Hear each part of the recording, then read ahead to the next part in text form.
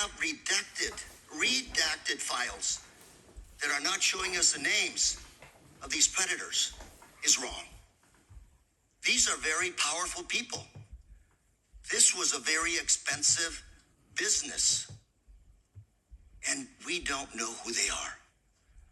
I would imagine they're very prominent Republicans, very Republican Democrats, and we are covering up for them. We got to know what's going on out there, Madam AG. It looks like you want to say something. I'm going to give the opportunity to address my statement.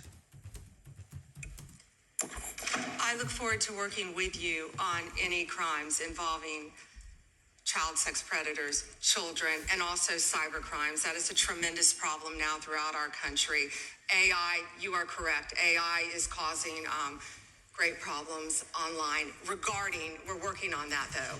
AI is an incredible tool, but it also can be fraught with peril with victims of crime. I've experienced that with someone I know who we've been trying to help. I look forward, though, to working with you on that and all Madam, cyber crimes. Can I? Please, go ahead. And as I said before, to any victims, we ask them to come forward to our office, and we want to work with them. I have never not worked with a victim, and I believe I've actually spoken to several of them. Madam, if I can reclaim my time, I only have a minute. Me. If I can reclaim my time, I just think we start out by making sure those redactions are unredacted, those Epstein files, to make sure that the public, according to the law, following the law, that those names in those files are made public. We have to make sure we tell those predators there is no place for them to hide, and if they commit the crime, they're going to fry for it.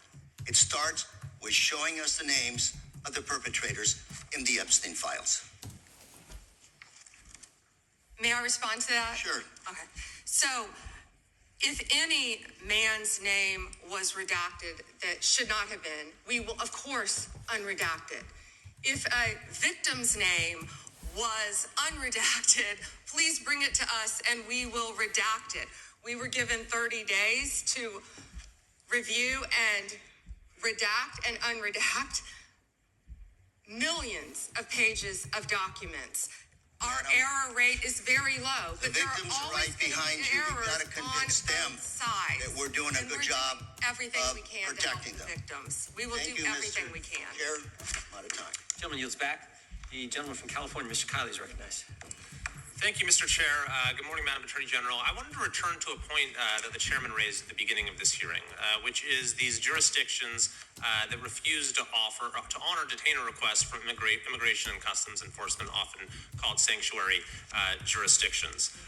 Now, I know that you are not involved directly in immigration operations per se, but you do deal with the legal issues surrounding these jurisdictions. So let's say we have someone who's here illegally, who has committed a crime that, like the thousands of people you mentioned in California, murderers, sexual predators, drug traffickers. If that individual is in detention in a jurisdiction that has a sanctuary policy where they do not honor ICE detainers versus in any other jurisdiction where they do, how does the nature of apprehending that person, how does the nature of ICE's involvement in that operation differ in those two circumstances?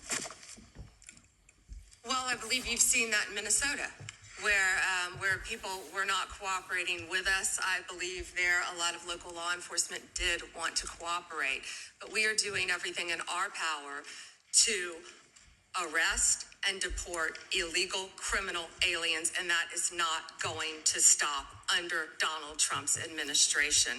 You know, why sanctuary cities are so dangerous, what we've seen in Minneapolis. Where do all the criminals go? The gangs, TDA, MS-13. Where are they going to go? They're going to go to a sanctuary jurisdiction because they believe they're protected, and that's not fair to the citizens of those cities. Yeah, and this is a point that there at least used to be a lot of consensus on. The idea that, you know, it's better to do a handoff to the immigration authorities in a custodial setting rather than releasing them where they have to be apprehended in the community. This is Alejandro Mayorkas when he was before this committee, not exactly a paragon of border security, but he said, "I do not consider it in the service of public safety to release an individual into the community when that individual can be released to Immigration and Customs Enforcement for prompt removal." Now, his words are one thing, his actions are another.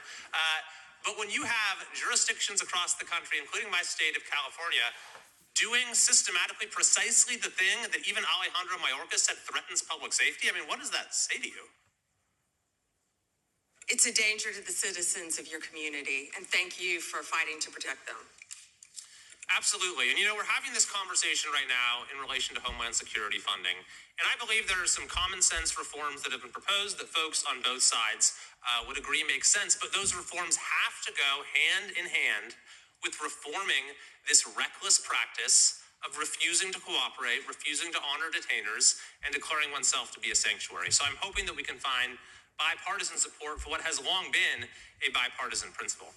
I want to go to a second topic, which is the school board memo, which I know that you have rescinded. And it was initially promulgated by Attorney General Garland when he came into office with President Biden, essentially opening an investigation into parents who were showing up at school board meetings and expressing their views on COVID policies, masks, various other issues, and using the full apparatus of federal law enforcement and counterterrorism to go after these parents. Now, he said this was because there was an increase of threats, but when even his own FBI director, Christopher Wray, was before this committee, he said there was no evidence of an increase in threats. Yet, nevertheless, when I asked him if he regretted the memo, Attorney General Garland said there was absolutely nothing wrong with the memo. Now, I take it you disagree with that, having now rescinded it? Absolutely. That was one of the main focuses of President Trump and this administration. We will protect parents at school boards. We will protect children in schools. We will protect parents' rights for their children's education in our school system in this country. We will protect Christians. We will protect everyone who wants to freely protest. If Christians want to protest in front of an abortion clinic without being arrested, they will do so. Thank you very much. And finally, I thank you for your efforts to step up the detection and rooting out of fraud. My home state is California. Any idea if there might be any fraud going on in California?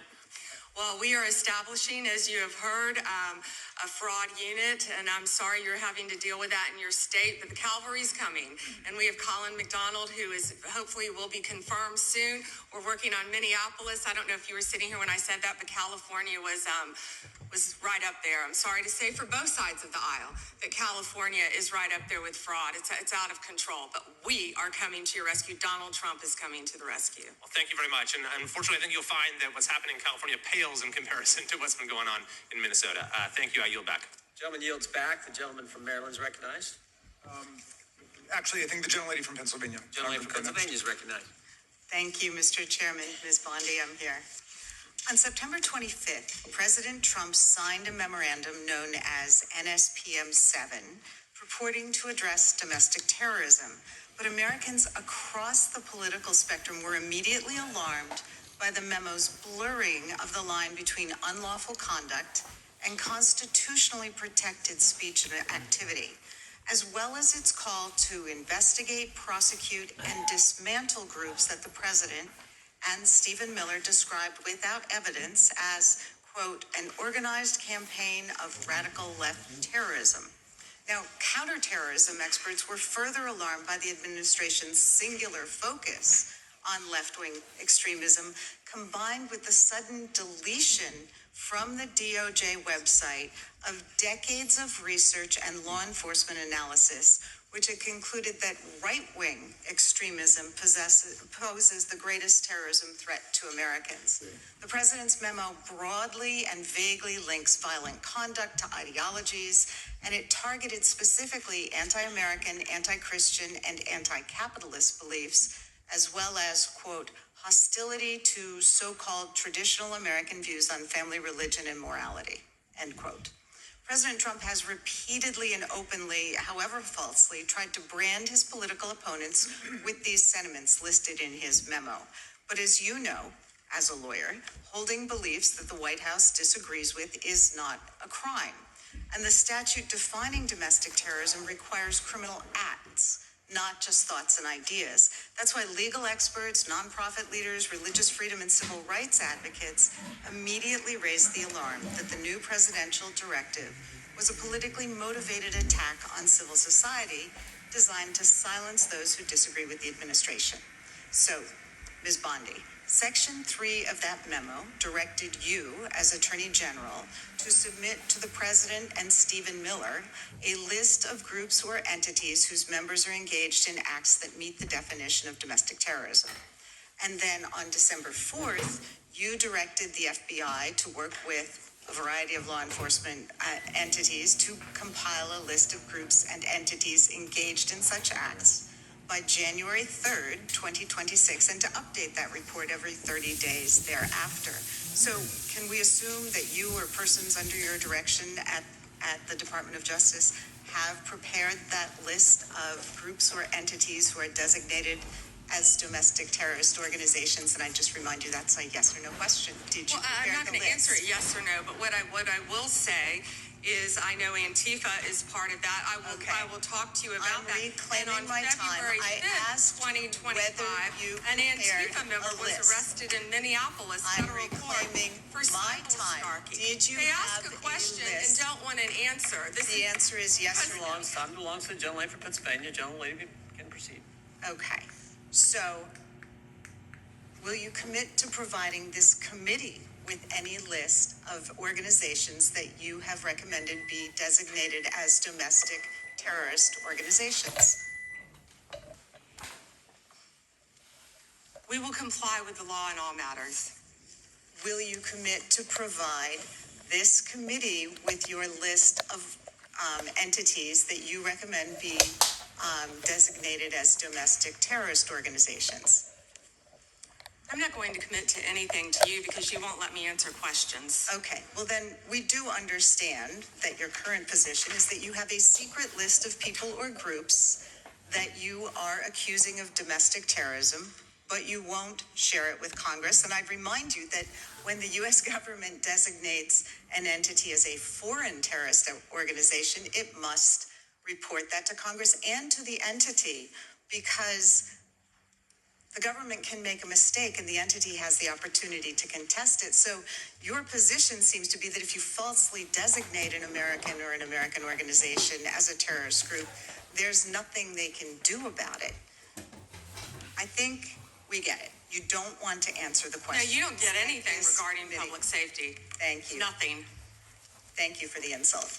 It's clear you didn't come to Congress prepared to answer questions that the American people have every right to have answered. But if you were to prepared to answer truthfully, here's what we expect the facts to show. The administration is keeping lists of Americans who the White House says are engaged in domestic terrorism.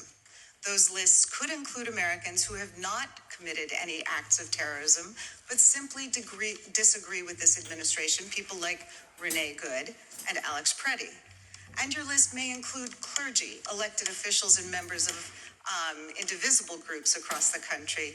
And those lists likely don't include Proud Boys or Oath Keepers who were actually convicted. Americans have never tolerated political demagogues who use the government to punish people on an enemies list. It brought down McCarthy, it brought down Nixon, and it will bring down this administration as well. And you're right. Yield back. That's why we're so glad they rescinded the That's right. memorandum targeting parents. For goodness sake, as the gentleman from California just pointed out in his 5 minutes, the gentleman from Kentucky is